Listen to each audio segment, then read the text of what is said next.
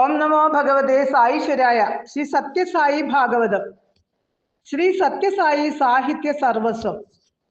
അവതാര ചരിത്രങ്ങളിൽ ആദ്യമായിട്ടാണ് ഇത്തരമൊരു സംഭവം. ഒരു അവതാര പുരുഷനും ഗ്രന്ഥരചനയിൽ ഏർപ്പെട്ടിട്ടില്ല. ശ്രീരാമചരിതവും ഉപദേശവും എഴുതിയത് വാൽമീകി മഹർഷി.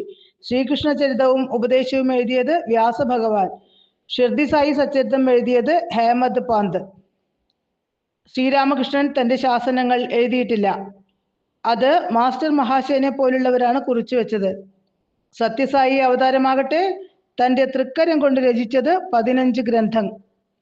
ഭാഗവതവാഹിനി, ധർമ്മവാഹിനി, ധ്യാനവാഹിനി, ഗീതാവാഹിനി, ജ്ഞാനവാഹിനി, ലീലാ കൈവല്യവാഹിനി, പ്രശാന്തി വാഹിനി, പ്രശ്നോത്തരവാഹിനി, പ്രേമവാഹിനി, സന്ദേഹ നിവാരിണി, സത്യസായി വാഹിനി, സൂത്രവാഹിനി, ഉപനിഷദ് വാഹിനി, വിദ്യാവാഹിനി, രാമകഥാരസവാഹിനി.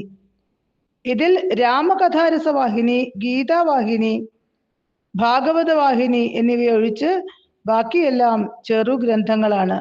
പക്ഷേ ഈ ഗ്രന്ഥങ്ങളിലെല്ലാം അതിഗഹനമായ തത്വങ്ങൾ വളരെ ഗംഭീരമായി ഉൾക്കൊള്ളിച്ചിരിക്കുന്നു.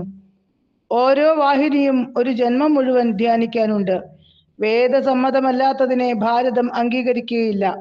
താൻ വേദപുരുഷൻ തന്നെ, വേദോദ്ധാരകൻ തന്നെ എന്ന് മാനവരാശിയെ ബോധ്യമാക്കാൻ കൂടി വേണ്ടിയാകാം ഭഗവാൻ ഉപനിഷദ് വാഹിനി, ഗീതാവാഹിനി, സൂത്രവാഹിനി എന്നിവ രചിച്ചത്.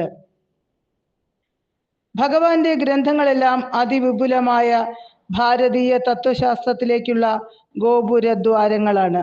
വേദോപനിഷത്തുക്കളുടെ സ്മൃതി പുരാണങ്ങളുടെ ശബ്ദം നമുക്കതിൽ വ്യക്തമായും കേൾക്കാനാകും. രാമകഥാരസവാഹിനിയാണ് ഭഗവാൻ അവസാനമായി രചിച്ചത്.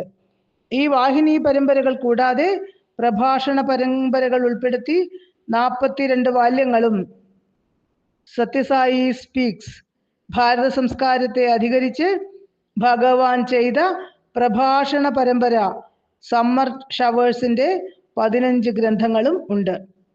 മറ്റൊരു മഹനീയത കൂടി ഭഗവാന്റെ പ്രഭാഷണ പരമ്പരകളിൽ കാണാം. ബാബ സ്വന്തം ചരിതം പലയിടത്തും വിവരിക്കുന്നു.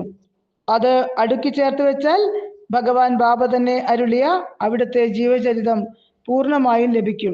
മറ്റൊരു അവതാരവും തന്റെ കഥ പൂർണ്ണമായി ഈ വിധം വിവരിച്ചിട്ടില്ല. അതിന്റെ കാരണം കാലത്തിന്റെ പ്രത്യേകത തന്നെ. വ്യാസാദികളെ പോലൊരു ഋഷി ഇക്കാലത്ത് ഇല്ലാത്തത് കൊണ്ടാവാം വിഭു സ്വചരിതം സ്വയമേവ അരുളിയത്. ചരിത്രാതീത കാലം മുതൽ ഇന്നേ വരെയുള്ള സംഭവ പരമ്പരകളുടെ കൃത്യമായ ചിത്രം നമുക്കതിൽ കാണാം. എന്നെങ്കിലും ഒരിക്കൽ ഋഷി തുല്യനായ ഒരാൾ അതെല്ലാം സായി സാഹിത്യത്തിൽ നിന്ന് തപ്പിയെടുത്ത് അടുക്കി വെച്ച് നമ്മെ കാണിച്ചു തരും. ശ്രീരാമ ശ്രീകൃഷ്ണ അവതാരങ്ങളിൽ വാൽമീകിയും വ്യാസനും രേഖപ്പെടുത്താതിരുന്ന പലതും ഭഗവാൻ ബാബ വിവരിച്ചു. അത്തരം ഒരു സന്ദർഭത്തിൽ പണ്ഡിതനായ ഒരു ഭക്തൻ ഭഗവാനോട് പറഞ്ഞു, സ്വാമി, ഇതൊന്നും വ്യാസഭാഗവതത്തിൽ പറഞ്ഞിട്ടില്ല. ബാബയുടെ ഉത്തരം പൊടുന്നനെയായിരുന്നു. അതൊക്കെ ചെയ്ത എനിക്കോ എഴുതിയ വ്യാസനോ അക്കാര്യം കൃത്യമായി അറിയുക. ഈ വിധം താൻ കാലപുരുഷനാണെന്ന് വെളിപ്പെടുത്തിയ എത്രയേറെ സന്ദർഭങ്ങൾ ആ ദിവ്യ ജീവിതത്തിൽ കാണാം. സീതാദേവി അണിഞ്ഞ മോതിരം, ആഞ്ജനേയൻ കടിച്ചു നോക്കിയ മുത്തുമാല, രുക്മിണി ദേവി അണിഞ്ഞിരുന്ന രത്നമാല, ഇങ്ങനെയൊക്കെ എത്ര ദിവ്യ വസ്തുക്കൾ അവിടുന്ന് തൃക്കര ചലനത്താൽ വീണ്ടെടുത്ത ഭക്തന്മാർക്ക് കാണിച്ചു കൊടുത്തു. സമ്മർ ഷവേഴ്സ് പരമ്പരകളിൽ ഇത്തരം വിസ്മയകരമായ രംഗങ്ങൾ നമുക്ക് കാണാം. മനനം ചെയ്യാം, ആനന്ദിക്കാം. ആരായിരുന്നു നമുക്കൊപ്പം ഉണ്ടായിരുന്നത് എന്ന് ഉറപ്പാക്കാം.